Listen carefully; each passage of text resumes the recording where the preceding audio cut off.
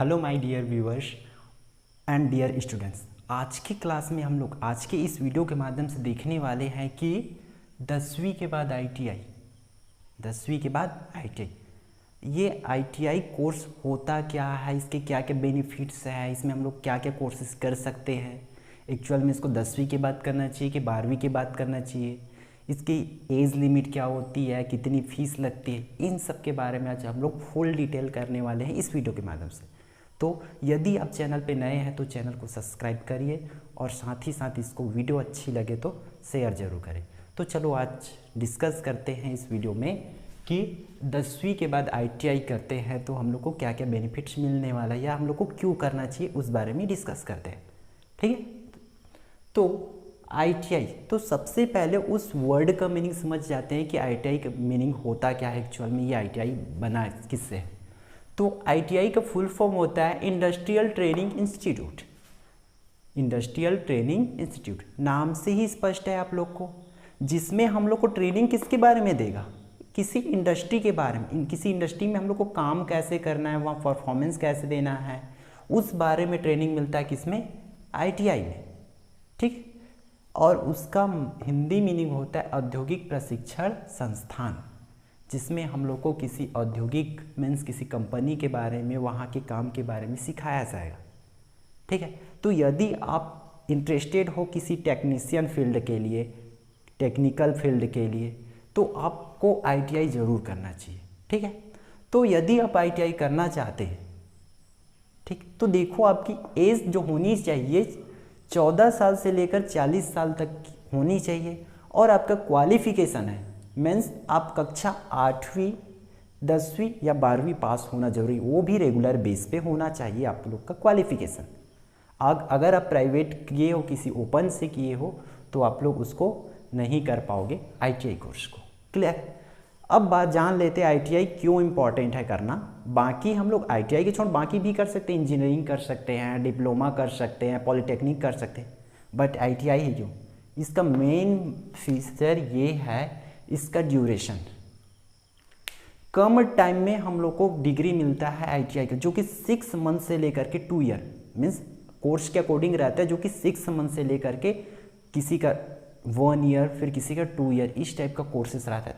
तो ये हम लोग के, अगर हम लोग के पास टाइम भी बहुत कम है ना, तो हम लोग को इस कोर्स को ज़रूर करना चाहिए। किसको, आईटीआई को, जिसमें हम लोग को इंडस्ट्रियल ट्रेनिंग मिलेगा। अगली देख लेते हैं फीस। इसकी फ़ीस है जो स्टडी फीस होती है, इसका नो फीस होता है, मतलब कोई फीस आपको नहीं देने पड़ेगा यदि आप गवर्नमेंट आईटीआई में प्रवेश करते हैं, गवर्नमेंट आईटीआई के थ्रू आप पढ़ाई करते हैं, तब आपको किसी भी तरह की कोई फीस नहीं लगेगा। यदि आपके पास कास्ट सर्टिफिकेट है तो उसके थ्रू आप लोग अप्लाई कर सकते हैं।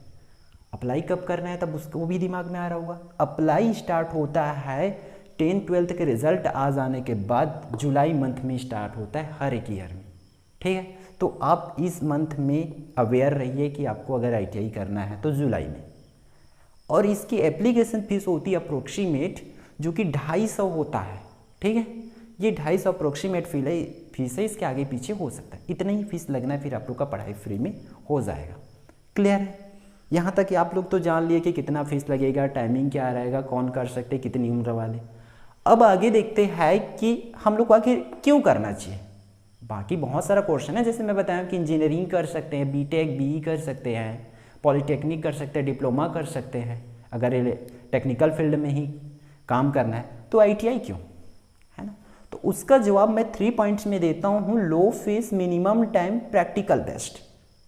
बारी बारी से देखते हैं, इसको लो फीस बोल रहा हूँ, मतलब इसमें बाकी कोर्सेस इसमें आप लोग को लो फीस लगेगा, जो कि सिवाय एप्लीकेशन फीस लगेगा, एग्ज़ाम फीस लगेगा, बाकी कोई सेमेस्टर फीस, स्टडी फीस आप लोग को पे नहीं करना पड़ेगा यदि आप गवर्नमेंट कॉलेज में या गवर्नमेंट आईटीआई में करते हो तब, है ना। तो लो फीस है, तो इसलिए हम लोग को करना चाहिए। अगर हम लोग का बजट बहुत कम है, इकोनॉमिकली हम लोग वीक हैं, तब हम लोग को आईटीआई करके किसी अच्छे कंपनी में जॉब करना है, तब हम लोग को आईटीआई ही करना चाहिए। ठीक है, मिनिमम टाइम, मिनिमम टाइम इसको हम लोग पहले डिस्कशन कर चुके हैं कि इसका ड्यूरेशन क्या होता है, 6 मंथ से लेकर के 2 साल के बीच में होता है।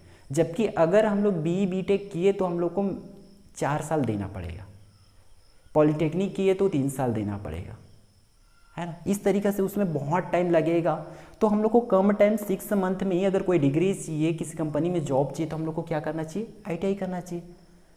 इस तरह से हम लोग का टाइम भी बचत करता है ना। और साथ ही साथ हम लोग इसके साथ साथ अलग से किसी ग्रेजुएशन कोर्स को भी कर सकते हैं, लाइक BSc, BA, BCom, ये सब हम लोग प्राइवेट में कर सकते हैं और इसको रेगुलर बेस पे कर सकते हैं, किसको, ITI को। और थर्ड वन है प्रैक्टिकल बेस्ड। बाकी सब कोर्सेज करते हो आप लोग, मान के चलो BA भी करते हो, BSc करते हो, BCom करते हो, तब आप लोग को प्रैक्टिकल बेस्ड वो नहीं रहेगा। टेक्निकल में भी करोगे तो सबसे ज़्यादा प्रैक्टिकल ITI कोर्स में ही होता है, इसलिए इसको प्रैक्टिकल बेस्ड कोर्स है। यदि आप प्रैक्टिकल पे इंटरेस्टेड है कि कोई मशीन कैसे काम करता है, कैसे बनता है, इसको कैसे चलाना है, ये सब जानना है आप लोग को, और अच्छे से सब में इंटरेस्ट है, तो आप लोग को ITI जरूर करना चाहिए। यहाँ तक जानने के बाद आप लोग को तो पता चल ही गया होगा कि ITI करना है या नहीं करना है, ठीक है। तो कोर्सेज क्या क्या है ये भी जान लेते हैं कि अगर आप 12वीं पास है, 10th पास है, 8th पास है, तो आप लोग कौन सा कोर्स कर सकते हैं, है ना।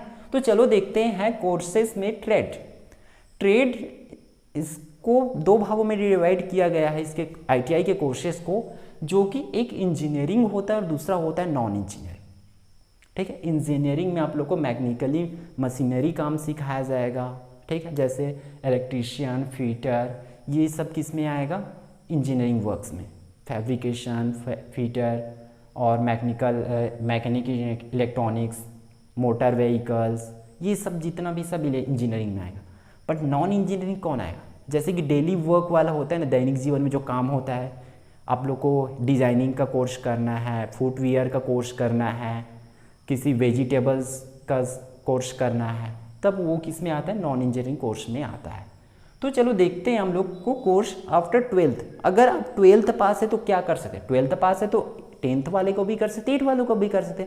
तो अगर 12th वाले लोग किसका कर सकते हैं, देखो कोपा, सबसे पहले क्या लिखा गया इसमें मेंशन है, कोपा, जो कि कंप्यूटर ऑपरेटिंग प्रोग्रामिंग असिस्टेंट होता है, इसका फुल फॉर्म। स्टेनो कर सकते, जो कि टाइपिंग वाला होता है, जो हिंदी और इंग्लिश दोनों में होता है, जिसको कौन कर सकते हैं, 12th वाले स्टूडेंट ही कर सकते हैं इसको।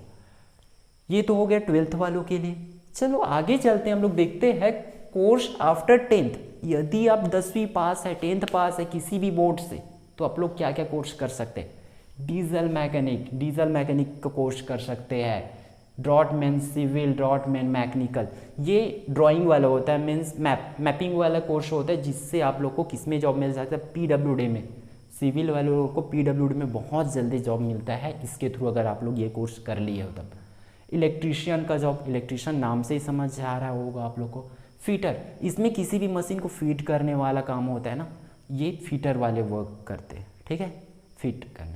फ्रूट्स एंड वेजिटेबल्स प्रोसेसिंग, ये कोर्स होता है जिसमें आप लोग को फ्रूट्स के बारे में बताएंगे, वेजिटेबल्स के बारे में बताएंगे, उसको कैसे सेफ रखना है, कैसे उसको करना है, ये कुकिंग वगैरह से, ये सबसे रिलेटेड आ जाता है फ्रूट्स वेजिटेबल्स।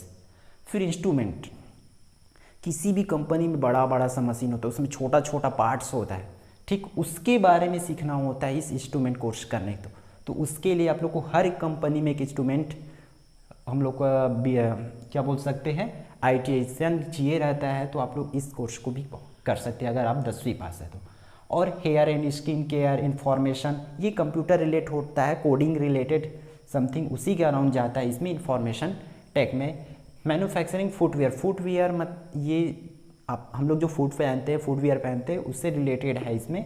मैकेनिक इलेक्ट्रॉनिक्स और मैकेनिक मोटर व्हीकल्स, तो दोनों कोर्स भी आप लोग कर सकते हो यदि आप 10th पास। अब हम लोग देख लेते हैं आफ्टर 8 हम लोग को कौन कौन से कोर्स के लिए एलिजिबल है, हम लोग कौन कौन से कोर्स कर सकते हैं। तो उसमें सबसे पहले वायरमैन आता है, welder, carpenter, plumber, book binder, plastic printing operator, ये सब कोर्स आप लोग अगर 8 पास है तब कर सकते हैं, ठीक है। तो वायरमैन आप लोग समझ रहे हैं, वायरिंग वाला आएगा, वेल्डर वेल्डिंग वाला आएगा, वेल्डिंग करने वाला रॉड्स को, और कारपेंटर ये वुड्स वर्क है, इसमें लकड़ी वाला काम करना रहेगा आप लोग को। प्लम्बर नाम से ही जान रखा है।